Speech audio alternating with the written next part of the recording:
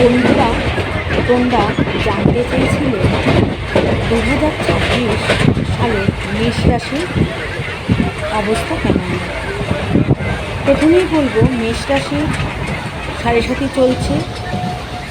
শনি মেষ রাশির পজিশন ভালো হয় না, সেই কারণেই বলবো মেষ রাশির মানুষদের হঠাৎ করে হঠকারী সিদ্ধান্ত নেওয়ার ফলে মান সম্মান হানি, এমনকি জেল, জরিমানা, আইন, আদালতের সঙ্গে এবছর আপনাদের শুরু হবে 2026 সাল।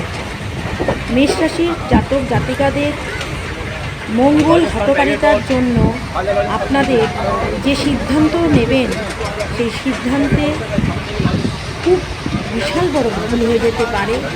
সেই জন্য প্রথমেই সতর্ক করব মেষ রাশি জাতক জাতিকাদের পজিশনটার জন্য, নিজেদের জন্য আপনাদের ভাগ্যকে কিছুটা বিপর্যয়ের দিকে আপনারাই নিয়ে যেতে থাকবে।